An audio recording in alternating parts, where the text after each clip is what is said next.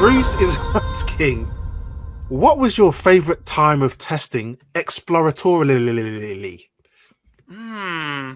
Okay, so I worked on a project that was we'd dropped in as a new team to pick up a project where an old consultancy, an old team, basically had come in, built something, got fired, all left, taken all of the resources away from them. There were no requirements. There were no tests. There were no unit tests. All we had was a repo that we had to stand up and a dream. So I rolled up my sleeves and I got to exploring. I used exploratory testing to basically go, I've got some code. Let's stand it up and see what it does. And we were able to then drive out information. It does this. It does this. It hits this endpoint. You know, we drill down, find the information. It hits this database. It hits this integration point. It does that double. Does that matter?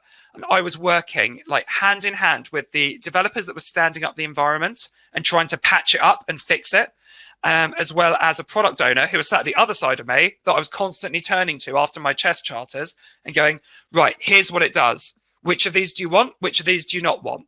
And I was able to learn so much just by going, I had nothing to work on other than the code and the people around me, and just start finding that information. And it was an exhilarating environment. I was doing pure exploration, and it resulted in us standing up the environment, making fixes.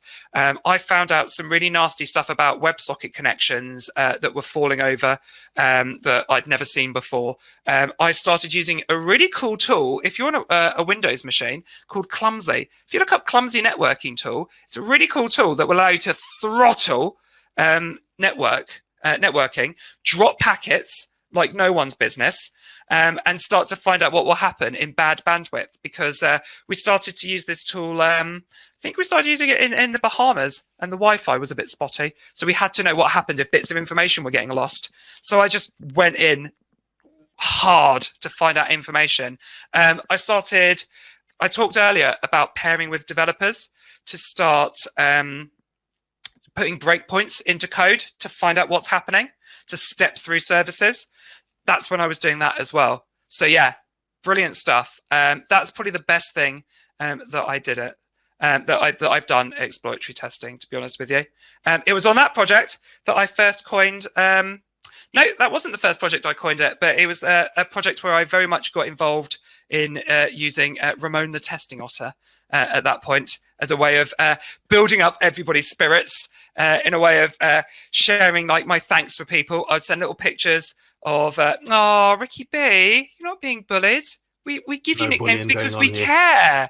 It's a sign of love. Remain the Testing Otter was used very much to full effect on that project because I was trying to give out information. I was very dependent on the people around me. So I was trying to like give people like thanks and rewards for doing things. And what better reward than a gif of an otter every time that you've done something that pleases me. So that's where Ramon was used in full effect. So yes, I had to try and get him in there somewhere. That is the perfect question to end on. Thank you so much for that question, Bruce. Thanks, Bruce. Thank you everyone for your questions. So Callum, you were incredible. That was so great. I'm looking forward to watching this back. I'm going to watch this back with my team. I see one of my teammates in here today. Shout out to Paul Crimes. So yeah, that was incredible. Thank you so much. Remember, please give a shout out on Twitter if you haven't already to Mabel. And if you'd like to know more about shift left testing, hit the green button down below or holler at them at Twitter. Thank you, everyone who joined us this evening or morning or afternoon, depending on where you're from. You have been absolutely incredible. So shout out to Rose, Akshaya, Mark, Barry, Shantala, Katerina, Dave, everybody. Shout out to the people who asked the questions. So the legend Marit, the legend Bruce, Louise, Dan, Ricky B, Simon. Amazing. Yeah, the recording for this will be up in the next week or two, I believe. Please head over to ministryoftesting.com/events to see what we've got lined up for you. Next week is Automation Week. You can either buy a ticket for that event on its own, or even better, you can go pro and get access to all the things, our masterclasses, our panel sessions, our 99-minute workshops. Everything's incredible. Thank you again, Callum. That was amazing.